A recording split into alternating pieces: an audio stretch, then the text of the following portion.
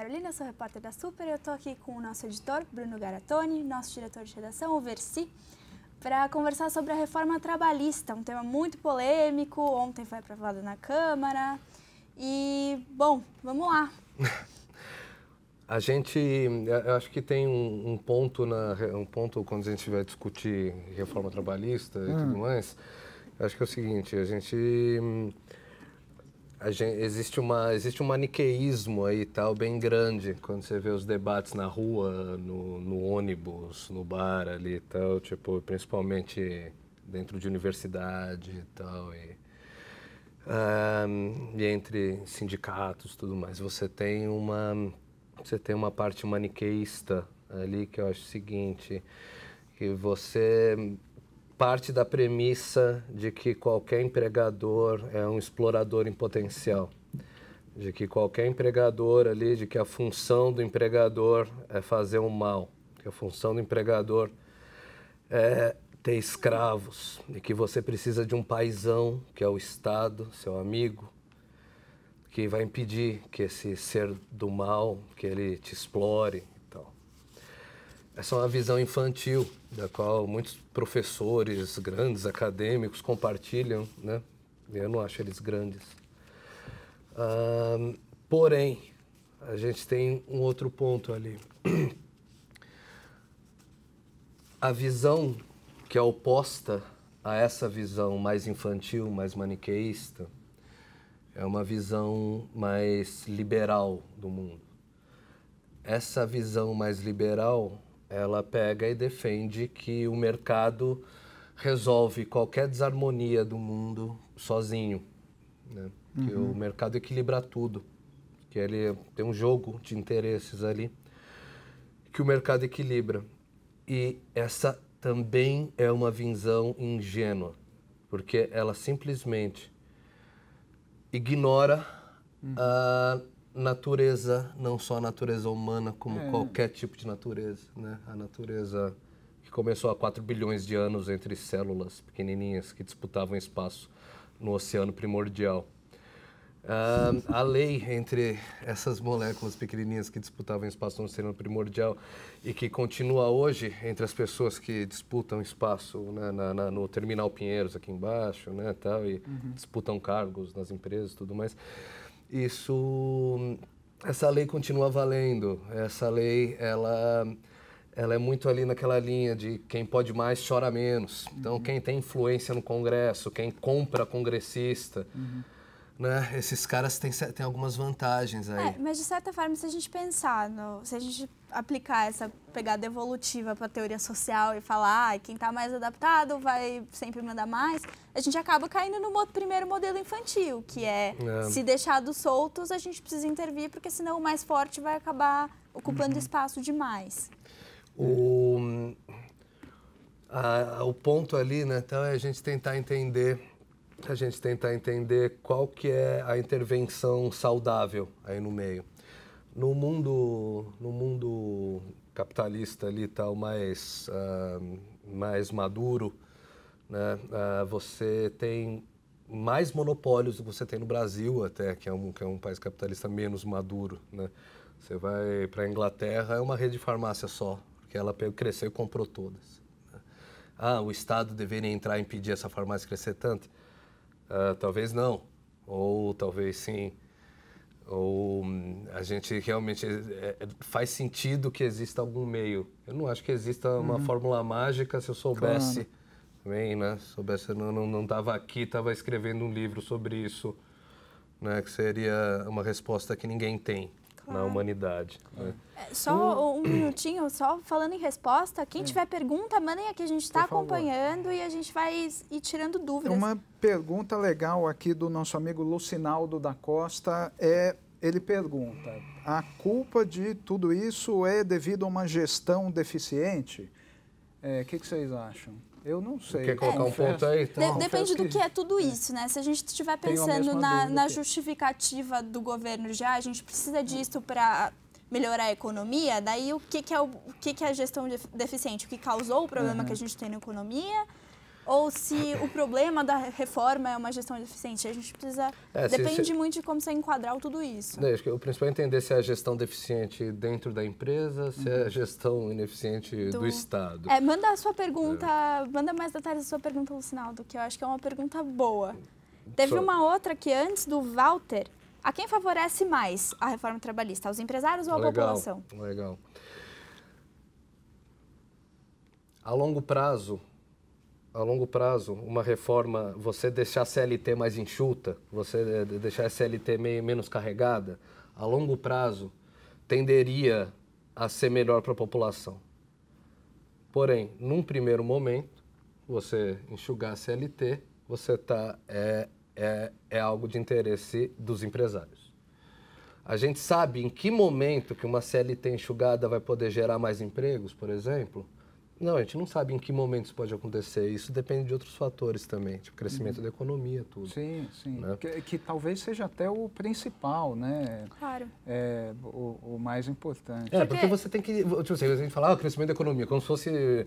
Chegasse um Zeus aqui, né, tal, Minerva, Apolo, falou, vai crescer a economia.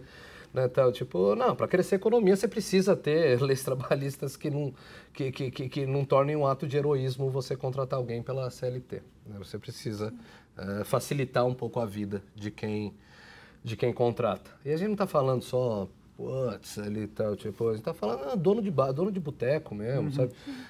Tem um dado do IBGE ali, tal, que é tipo, pelo menos 2 milhões de empregadores no Brasil ganham até 5 salários mínimos, sabe? Tipo assim, a gente não está falando ali, né? Tipo, não é tão de grandes magnatas. Não é tão Davi Golias. Tem os grandes magnatas, tem muito Golias, mas não é tão Davi Golias assim. Boa parte da população boa parte dos empregadores é tão pobre quanto a maioria dos empregados. Mas... acho que eu me perdi também um pouco. Uma coisa, só para lembrar, pessoal, essa reforma ela foi aprovada ontem na Câmara dos Deputados, né? Então ela vai à votação no Senado, onde ela poderá ser ou não aprovada, mas fundamentalmente poderá ser alterada, né? Queria perguntar para vocês o seguinte... Teve uma pesquisa para vocês dois e também para vocês que estão comentando aqui, quero saber o que vocês acham. Uma pesquisa do Instituto Vox Populi, divulgada essa semana, disse que 80% dos entrevistados são contra um dos pontos da reforma, que é a terceirização. O que vocês acham? Ela é boa, ela é ruim? E aí? O principal ali é que isso abre a possibilidade de que um sujeito que é empregado, pela CLT, né, tal, seja demitido para ser trocado por um terceirizado, caso entre aquela história da terceirização da atividade fim. Isso. Né, tal. Mas tem um problema. Acho que o que mais causa essa resposta da população é que no Brasil, meio que pela tradição da terceirização, a terceirização leva à precarização dos trabalhos. Pelo menos de muitas terceirizações que a gente viu. Sim. E eu acho que é um pouco disso. Então, se é uma reforma que vai liberar a terceirização, mas sem trazer garantias para esse terceirizado, sem melhorar a condição dos terceirizados que a gente já viu muitas vezes... Eu acho que é aí que tá a questão. A resposta ali, tá, só para ser mais direto, né, tá, gente, não ficar tergiversando muito. É óbvio que a reforma ali, tá, do jeito que ela está sendo feita agora, ela é feita para melhorar a vida dos empresários. Não é feita para melhorar a vida da população, não num primeiro momento. Não estou dizendo que isso está sendo feito por pessoas más, que estão ali, títeres, ali, nosso coração é ruim. Não. Existe boa intenção. Existe boa intenção quando você fala em melhorar, em flexibilizar ali tal relações de trabalho. Porém, existe uma força muito grande de quem é dono da grana e de quem eventualmente paga congressistas para apoiar leis que são boas para eles. E a gente tem os grandes... existe isso, né? Isso não é uma teoria, isso deixou de ser teoria em 2017, né, tal, tipo, por mais que já soubesse disso, ficou-se mais claro do que nunca ali, tal, que nosso poder legislativo é um supermercado e que está à venda e que boa parte dele talvez já esteja comprometido com esses caras. Esses caras, eu digo, né, tal, as grandes empresas. É claro que interessa para as grandes empresas poder substituir um sujeito ali tal, porque é o seguinte, se você recebe pela CLT, você recebe lá, vamos lá, você recebe R$5.000, a empresa gasta 11 mil com você para pagar INSS, cacete. Se você é terceirizado, a empresa te paga 5, você recebe 5, a empresa está te pagando 5. Isso é bom, é bom. Eu acho que existe um exagero ali também. Porém, né, num primeiro momento, no primeiríssimo momento, isso é bom para o grande empresariado. Isso é um fato e não tem o que discutir. O Túlio Max faz uma pergunta interessante que já pode nos conectar com um tema relacionado. Vale discutir Ele hoje, né? pergunta se greve é um direito alienável do trabalhador. Acho que pela Constituição pode fazer greve, Túlio, não é isso? Sim. Você tem, existe toda essa cobertura ali, né? Tá? Amanhã mesmo, né? Tipo, as entidades, se a sua classe ali já resolveu que vai entrar, você não pode nem ser descontado o seu dia. Se você não for trabalhando, não pode nem ser descontado. Olha, uma enquete feita no site veja.com, com aproximadamente 88 mil pessoas que responderam até o momento, diz que 74,5% das pessoas dessa enquete são a favor da greve amanhã, 25,4% são contra. Então, um apoio, pelo menos até o momento, grande a favor da paralisação amanhã, né? E eu acho que a grande questão de amanhã não é nem o que a gente está discutindo agora, né? Acho que mais do que a reforma trabalhista, a reforma da Previdência mobiliza muitas pessoas. Também, E também, eu acho que assim, até pelos comentários, a gente está olhando aqui o que está rolando aqui, as pessoas sentem que está vindo muito de cima e que está vindo sem diálogo. E até tem uma coisa que é um tema polêmico, a gente pode discutir, tem que dialogar com o sindicato. O sindicato é realmente o melhor caminho de representação nesses casos? Ele também não ajuda a congelar? Ou será que ele realmente... Bom, é outra polêmica, mas o que a gente tem a sensação das pessoas conversando e dos comentários aqui, as pessoas estão sentindo que as coisas estão vindo de cima para baixo. Sim. E isso acho que leva a um forte de uma apoio forma de paralisação. muito rápida, né? Muito... E com uma certa, não muita clareza, Sim. né? Meio bola nas costas. Esse governo está encampando está encampando essas duas reformas logo de cara, justamente porque não foi eleito. Você viu Fernando Henrique, Lula, tudo vai falar disso? Não fala, porque a carreira política do cara acaba. Qualquer país ali, tá, quando você chega... Vamos colocar a Margaret Thatcher ali, quando ela morreu, os sindicalistas tacaram pedra no caixão dela. Então. Você cria ódio na população quando você mexe com certas coisas. E principalmente classe média, tudo mais. Porque, tipo, previdência, o cara não conta ali com a previdência, porque, pô, o cara de classe média alta ali nem conta com o dinheiro da previdência, ele conta com as economias dele, né, tal, tudo mais. Mas mesmo assim, o cara sente que descumpriram um contrato com ele. Ele pega e fala, não, peraí, mas eu tava contando aqui ganhar 4,5 pau livre por mês aqui e tal, que é gastar tudo em uísque, né? Então, e não vou ganhar isso. O cara fica puto, mesmo cara ali, o cara de grana. Então, só para não falar o óbvio aqui, né? Para não falar de quem realmente ali tal precisa disso. E que vai ter mais dificuldade, sim. A gente vai ter famílias ali que vivem de 2 salários mínimos que vai cortar um. O Ademir Gonçalves aqui está falando, estou me sentindo traído, que é um pouco disso que a gente está falando. O nome disso é quebra de contrato, né? Essa merda, você fazer contrato com o governo, né? Tal, é isso que acontece. É bom nunca confiar em nenhum país. Jamais confiar em nenhum governo. Nunca. O Henrique PC, ele fez 2 vezes uma pergunta bem legal que eu queria comentar com vocês. O Henrique pergunta por favor, me digam que benefícios essa reforma trabalhista trará para a economia do país e se poderá contribuir para a diminuição do desemprego. E aí? A gente comentou um pouco disso, né? Se a gente quiser colocar isso de uma forma mais sucinta.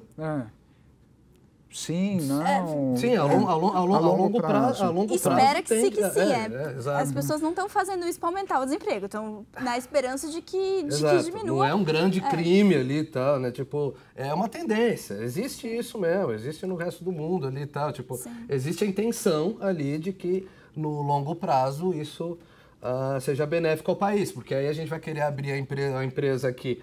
A Garatoniana Versia, assim, a gente inventa um nome para a empresa. Aí quando a gente for chamar 3 funcionários lá para fazer nosso trabalho enquanto a gente fica na praia, a gente vai ter que pagar, vai ser legal a gente pagar menos para eles, vai até viabilizar a gente montar uma empresa. Se continuar difícil ali, tá? Se for muito, muito difícil contratar a gente, se tiver que pagar dinheiro demais, a gente eventualmente não monta a nossa empresa e não cria esses 3 empregos a mais. E a gente não cria essa demanda para o serviço na praia, que é quando a gente for estar lá, né, tal, tipo, tomando cerveja. Basicamente é para tentar facilitar a geração de novos empregos, mas assim, se a resposta da economia não vem, isso acaba tendo um efeito pior ainda. Sim, porque aí você muito complicado. Se não rola o ricocheteio, você simplesmente tem uma transferência de renda ali e tal, de quem está embaixo para quem está em cima. Sim. O Zé Maurício pergunta, desculpa se estou sendo repetitivo, não está sendo repetitivo, Zé. Não, manda ver. Alguém poderia esclarecer os prós e contras da reforma? Olha, prós e contras podemos tentar, mas vamos esclarecer primeiro quais são os principais pontos, né? Um deles Demorou. a gente já falou, que é permitir a terceirização de atividade fim. Né, que antes as empresas só podiam terceirizar funcionários de atividades que não são atividade delas. Dá um exemplo. Terceirizar o pessoal da limpeza, o pessoal da manutenção de elevadores. Quem que uma fábrica, quem que eles não podem terceirizar? Se for uma fábrica, não poderia terceirizar o operário, por exemplo. Com a reforma, passaria a poder. Outros pontos cruciais são fim do imposto sindical. Hoje, quem tem emprego em carteira assinada é descontado 1 dia de salário por ano para a manutenção do seu sindicato de classe. Isso deixaria de existir. E a prevalência do negociado sobre o legislado, ou seja, as negociações entre sindicatos e associações patronais passariam a valer mais do que está escrito na lei. Esses são os principais pontos. Você teria um exemplo ali, teria um exemplo desse ponto, em que um acordo ali entre patrões e empregados valeriam mais do que a lei? Tem algum na cabeça? Olha, pelo que está nesse projeto em discussão, absolutamente todos os acordos poderiam valer mais do que a lei.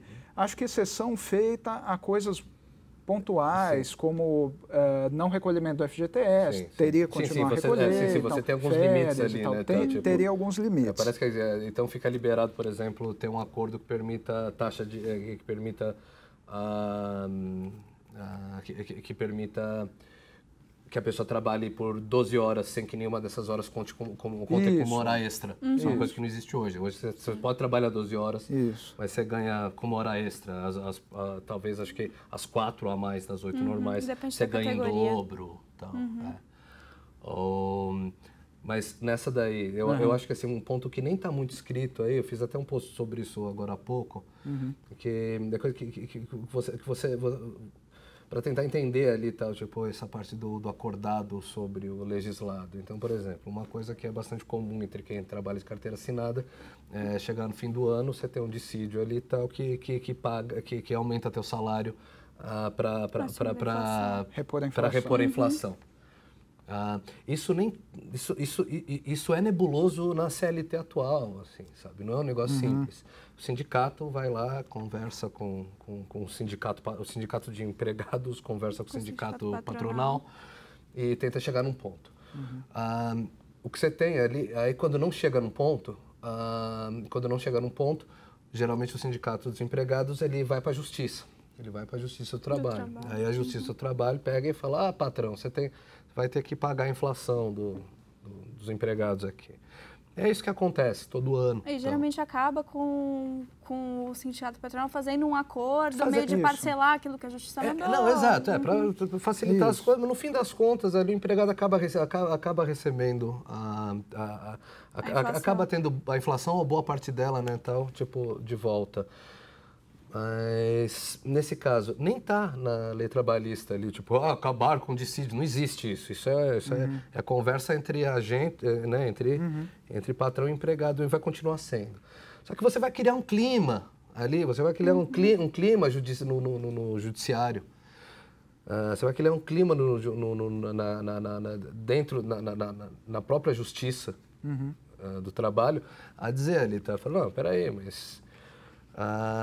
qual que é o acordo que vocês têm aí? Vocês têm um acordo de que todo ano vai ter reposição de salário? Ih, não temos, tá? Pô, então não posso fazer nada, porque tá se criando toda uma jurisprudência nova ali, né, tal, de você colocar aqui, de você tornar sagrado aquilo que foi acordado no primeiro momento. Sim. E você cria um ambiente de que as coisas precisam ser negociadas e aí você não sabe exatamente quando elas começam a ser renegociadas, porque se elas ficam sendo renegociadas sempre, você cria uma sensação de insegurança maior do que a da CLT. Então, de um lado tem a crítica que a CLT é engessada, por outro tem o elogio de que ela cria uma base firme. Agora, para você desengessar, você tira um pouco dessa base firme e você cria uma sensação de segurança. Então, a gente falou de prós e contras, é meio que por aí, né? Por outro lado, ele é muito complicado também. É muito complicado também você simplesmente manter a CLT exatamente igual é hoje, porque ela realmente é muito onerosa mesmo. Aqui, a gente não vê gente dizendo que não existe necessidade nenhuma de reforma. A gente vê as pessoas preocupadas em como que elas vão ser protegidas no meio dessa reforma. Não, sim, exato. E tipo, é até aquela coisa, se você vai pelo outro lado completamente, você fala tipo, não, então salário mínimo agora é de R$10.000, né? E você tem direito a 6 meses de férias por ano, né? Aí o que vai acontecer? Você coloca uma lei dessa. Ninguém mais vai contratar ninguém legalmente. E é mais ou menos o que acontece no Brasil hoje, né? Você tem o mercado, boa parte do mercado de trabalho, acho que com a porcentagem qualquer, 50%, é mais que isso, né? Tal que já é feito de forma ilegal, né? Já são pessoas que têm vínculo, que têm tudo, mas que não tem carteira, não tem nada. Autônomo, O profissional cara vem liberal. lá, trabalha todo dia, não, e tá ali, bonitinho, com patrão, com tudo, ali vai lá, trabalha todo dia certinho, há 20 anos ali e tal. E por quê? Porque não tem outro jeito. O mercado ali é quase uma loteria hoje, é quase ganhar na loteria hoje você ter um trabalho CLT, você planejar suas férias. Então a gente tem que, é importante também a gente entender, né, que os direitos trabalhistas obviamente são importantíssimos, mas se o peso estiver muito grande do lado dos direitos, a resposta que você vai ter no mercado é cada vez menos gente tendo esses direitos, né? E cada vez mais gente sem nenhum tipo absolutamente nenhum tipo de proteção. Então, acho que essa é a grande balança ali, né? Porque no mundo ideal, a gente teria a grande maioria dos trabalhadores amparados por alguma legislação que continua existindo, com reforma ou sem reforma. A gente tem a grande maioria amparado por alguma legislação. Do meu ponto de vista, se a gente chegar num futuro em que grande parte dos empregados, pelo menos daqueles que ganham até 5, 6 salários mínimos ali, tal, eles tiverem realmente alguma legislação ali tal para proteger seus direitos básicos e para ter uma previdência humana, eu acho que isso realmente seria o ideal. Acima disso ali tal, tipo, aí eu acho que é mais a voz do mercado mesmo, sabe? O Marcelo Nilo comenta: eu já ganhei R$7.000 por mês, mas faz 4 anos que não tenho salário nenhum. Poxa, Marcelo, torcemos para que você consiga alguma coisa e também todos os brasileiros que estão desempregados. Pessoal, uma outra a gente pergunta. precisa chegar perto de encerrar. Vamos para a última pergunta? Eu gostei dessa do Murilo Alves. Ele pergunta: quais direitos os terceirizados têm que o CLT não tem? Ao contrário. Ao contrário, que né? Os terceirizados não têm quais que o direitos CLT os terceirizados... Desculpa, Murilo. Quer saber o que o CLT tem que o terceirizado não vai ter? Acho que algumas coisas o terceirizado tem. Férias, 13º... É proporcional ali. Imagino eu que a grande diferença está no fato dele poder ser demitido e recontratado com mais facilidade, até porque um dos pontos da reforma prevê que o contrato temporário de trabalho, que hoje é de 90 dias, quando você é contratado, você fica 90 dias em período de experiência, né? Passaria a ser de 6 meses, prorrogáveis por mais 3. Então, ao todo, seriam 9 meses. Né? Acho que essa é a principal mudança. A principal mudança é que é muito mais fácil, né? Você tem um contrato temporário ali, né? Então, tipo, que se o contrato não é temporário, se é um CLTzão mesmo ali, quanto mais tempo você tiver dentro da empresa, mais difícil vai ser para ela te mandar embora, mesmo que você seja completamente incompetente ali, então ela vai ter que pagar tantas multas ali tal para você que às vezes ela vai ter que te tolerar lá dentro mais tempo. Bom, gente, obrigada. Eu acho que do que a gente tá falando aqui, a gente tira que a forma como a reforma foi apresentada para a Câmara pode não ser a que vai ser votada no final, ainda tem muita coisa para mudar, mas que é um equilíbrio difícil, como eu acho que todo esse papo mostrou, né? Sim, verdade. Bom, é isso, pessoal. Tchau, tchau. Até a próxima. Tchau. Um abraço, até mais. Isso aí.